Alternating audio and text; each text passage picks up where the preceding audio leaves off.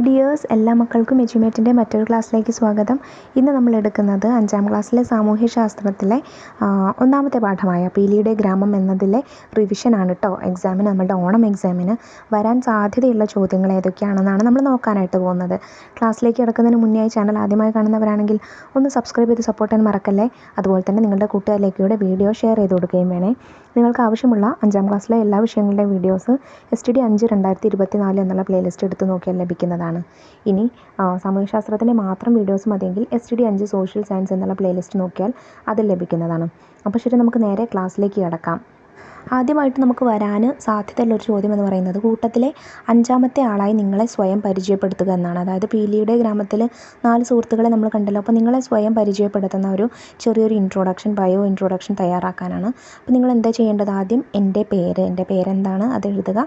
ഞാനൊരു ഗ്രാമത്തിലാണ് അല്ലെങ്കിൽ പട്ടണത്തിലാണ്, നഗരത്തിലാണ് താമസിക്കുന്നത്. നിങ്ങൾ ഗ്രാമത്തിലാണെങ്കിൽ ഗ്രാമത്തിലാണ് താമസിക്കുന്നത്, പട്ടണത്തിലാണെങ്കിൽ ഞാനൊരു പട്ടണത്തിലാണ് താമസിക്കുന്നത് എന്ന് എഴുതുക.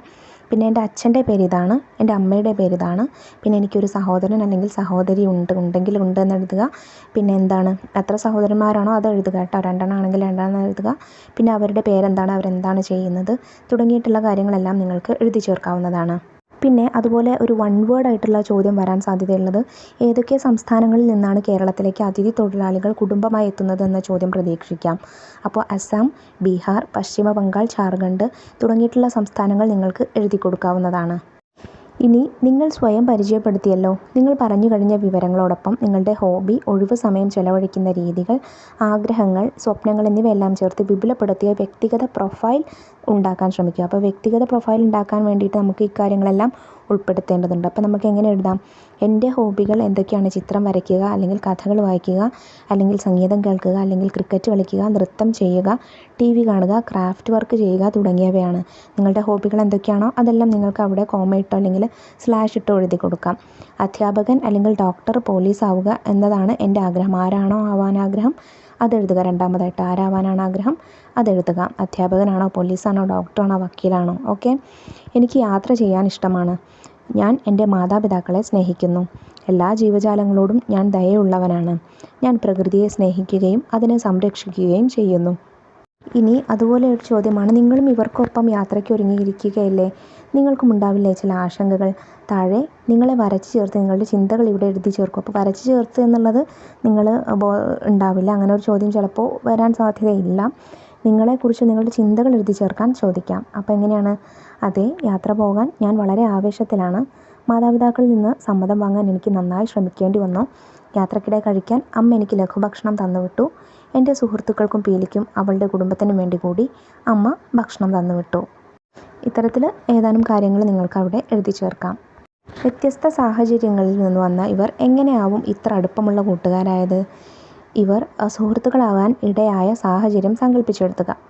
ഒരുമിച്ച് സമയം ചിലവഴിക്കാനും പരസ്പരം സഹായിക്കാനും ഇഷ്ടപ്പെടുന്നതുകൊണ്ടാണ് ഈ സുഹൃത്തുക്കൾ ഇത്രയും അടുപ്പത്തിലായത്.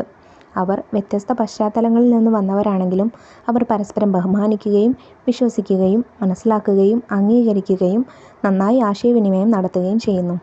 ഇക്കാര്യങ്ങൾ കൊണ്ടെല്ലാമാണ് അവർ അടുപ്പമുള്ള കൂട്ടുകാരായത്.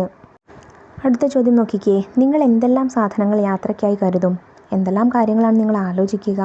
നിങ്ങളുടെ ബാഗും സാധനങ്ങളും വരച്ച് ചിന്തയും എഴുതി അവതരിപ്പിക്കുക. നമുക്ക് യാത്രയ്ക്കായിട്ട് കരുതാവുന്ന സാധനങ്ങൾ ബാഗ്, വസ്ത്രങ്ങൾ, tooth brush, tooth paste, soap, ലഘുഭക്ഷണം തുടങ്ങിയവയെല്ലാമാണ് കേട്ടോ.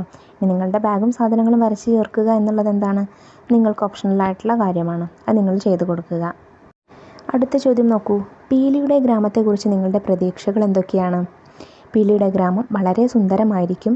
പുഴകളും തോടുകളും വയലുകളും കുന്നുകളും ഒക്കെ ഉണ്ടാകും. വാഹനങ്ങളുടെ തിരക്കോ ബഹളമോ ഉണ്ടാകില്ല. ആളുകൾ വളരെ നല്ലവരായിരിക്കും. അതുപോലെ ഇനി വരാവുന്ന ഒരു പ്രതീക്ഷയുള്ള ചോദ്യം എന്ന് പറയുന്നതാണ് എന്താണെന്ന് നോക്കിക്കേ. നമുക്ക് പീലിയുടെ അച്ഛനെ അഭിമുഖം ചെയ്താലോ? അതിനുള്ള ചോദ്യോത്തരങ്ങൾ തയ്യാറാക്കാനാണ് പറഞ്ഞിട്ടുള്ളത്. എന്തൊക്കെ കാര്യങ്ങൾ ചോദിക്കാം? നമുക്കറിയാം പീലിയുടെ അച്ഛൻ ഒരു കർഷകനാണ്. അപ്പോൾ ഒരു കർഷകനോട് ചോദിക്കാവുന്ന ചോദ്യങ്ങൾ, അതിനുള്ള അഭിമുഖമാണ് കേട്ടോ. ഇത്രയും സ്വാദിഷ്ടമായ മീൻകറി എങ്ങനെയാണ് പാചകം ചെയ്യുന്നത്? ഏത് തരം വിളകളാണ് നിങ്ങൾ കൃഷി ചെയ്യുന്നത്? ഏതൊക്കെ മൃഗങ്ങളെയാണ് വളർത്തുന്നത്? വിളകളെ കീടങ്ങളിൽ നിന്ന് സംരക്ഷിക്കാൻ എന്തൊക്കെ നടപടികളാണ് കൈക്കൊള്ളുന്നത്? നിങ്ങളുടെ ഉൽപ്പന്നങ്ങൾ എങ്ങനെയാണ് വിൽക്കുന്നത്? പുതിയ തലമുറയ്ക്ക് എന്ത് ഉപദേശമാണ് നിങ്ങൾക്ക് നൽകാനുള്ളത്? ഈ ചോദ്യങ്ങളെല്ലാം നമുക്ക് ഒരു കർഷകനോട് ചോദിക്കാൻ പറ്റുന്ന ചോദ്യങ്ങളാണ്.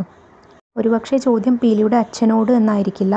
നിങ്ങളുടെ നാട്ടിലെ ഒരു കർഷകനെ കണ്ട് കർഷകനോട് ചോദിക്കാനുള്ള ചില ചോദ്യങ്ങൾ തയ്യാറാക്കൂ എന്നായിരിക്കാം ചോദ്യം. അതിലും നമുക്കിതെല്ലാം ഉൾപ്പെടുത്താവുന്നതാണ്. ആദ്യത്തെ ചോദ്യം ഒഴിച്ചിട്ടോ.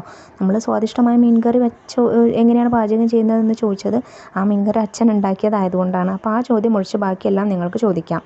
അടുത്ത ചോദ്യം നോക്കൂ. എന്തുകൊണ്ടാവാം ഒരേ നഗരത്തെപ്പറ്റി വിക്കിയും അപ്പുവും രണ്ടു തരം അഭിപ്രായം പറഞ്ഞിട്ടുണ്ടാവുക? വിക്കിക്കും അപ്പുവിനും ഒരേ നഗരത്തെക്കുറിച്ച് വ്യത്യസ്ത അഭിപ്രായങ്ങളായിരുന്നു ഉണ്ടായിരുന്നത്. കാരണം അവരുടെ സാഹചര്യങ്ങൾ വ്യത്യസ്തമായിരുന്നു. ഇൻ്റർനെറ്റും വൈഫൈയും മൊബൈൽ ഗെയിമുകളും ഉൾപ്പെടെയുള്ള എല്ലാ സൗകര്യങ്ങളും വിക്കിക്ക് ലഭിച്ചിരുന്നതിനാൽ വിക്കി നഗരത്തെയാണ് ഇഷ്ടപ്പെടുന്നത്. എന്നാൽ അപ്പുവിന് നഗരത്തേക്കാൾ ഗ്രാമമാണ് കൂടുതൽ ഇഷ്ടപ്പെട്ടത്. കാരണം ഗ്രാമത്തിൻ്റെ മനോഹാരിതയും ശാന്തതയും അവന് കൂടുതൽ സന്തോഷം നൽകി. അടുത്ത ചോദ്യം. നിങ്ങളുടെ നാട്ടിൽ ആഴ്ച ചന്തകൾ, സ്ഥിരം ചന്തകൾ, വൈകുന്നേര ചന്തകൾ എന്നിവയൊക്കെ ഉണ്ടാകുമല്ലോ. മുതിർന്നവരുടെ ഒപ്പം അവ സന്ദർശിച്ച് അവിടുത്തെ ഇടപാടുകളെ നിരീക്ഷിച്ച് കുറിപ്പ് തയ്യാറാക്കൂ. ഗ്രാമങ്ങളിൽ ആഴ്ചച്ചന്തകൾ സാധാരണമാണ്. തദ്ദേശീയമായി ഉൽപ്പാദിപ്പിക്കുന്ന സാധനങ്ങൾ വാങ്ങാനും വിൽക്കാനും ഗ്രാമവാസികൾ ഇവിടെ എത്തുന്നു.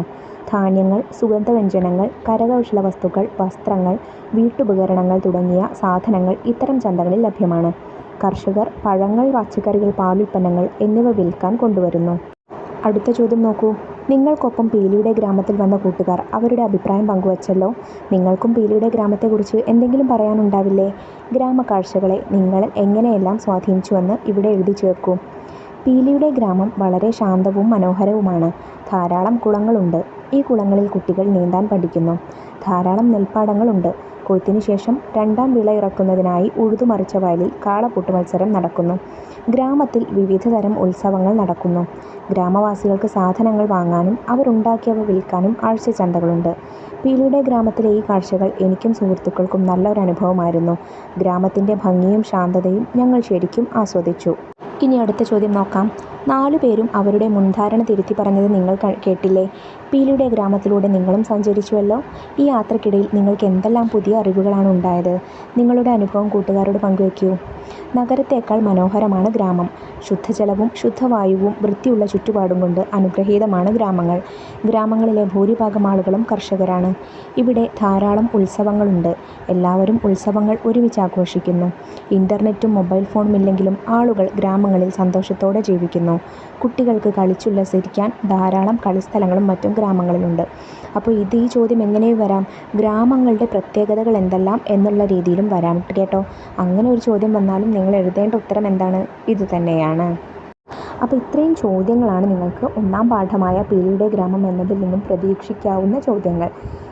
ഏതാനും കുറച്ച് ചോദ്യങ്ങൾ മാത്രമേ ഞാൻ തന്നിട്ടുള്ളൂ. ഇനി നമുക്ക് എന്ത് ചെയ്യാം, മുൻ വർഷത്തെ ക്വസ്റ്റ്യൻ പേപ്പർ ഒന്നും ഇല്ലാത്തതുകൊണ്ട് നമുക്ക് എങ്ങനെയാണ് കൃത്യമായിട്ട് ചോദ്യം വരുന്നത് എന്നുള്ള ഫോർമാറ്റ് തരാൻ കഴിയില്ല. എങ്കിലും ഈ പറഞ്ഞിട്ടുള്ള ചോദ്യങ്ങളുടെ ഉത്തരങ്ങളെല്ലാം എന്ത് ചെയ്യുക, നിങ്ങളൊന്ന് മനസ്സിലാക്കി പോവുക. ബൈഹാർട്ട് ചെയ്യേണ്ട, മനസ്സിലാക്കിയിട്ട് എങ്ങനെയൊക്കെ എഴുതാമെന്ന് നോക്കിയിട്ട് പോവുക. അടുത്ത പാഠങ്ങളുടെ ചോദ്യോത്തരങ്ങൾ നമ്മൾ വൈകാതെ അപ്ലോഡ് ചെയ്യുന്നതാണ്. ആ വീഡിയോ കിട്ടുന്നതിന് വേണ്ടി ചാനൽ ഒന്ന് സബ്സ്ക്രൈബ് ചെയ്ത് തൊട്ടടുത്ത് കാണുന്ന ബെല്ലൈക്കണിൽ ഓൾ ബട്ടൺ പ്രസ് ചെയ്ത് വയ്ക്കാൻ മറക്കരുതേ. അപ്പോൾ ശരി, അടുത്ത ക്ലാസ്സുമായി നമുക്ക് വീണ്ടും കാണാം. Thank you.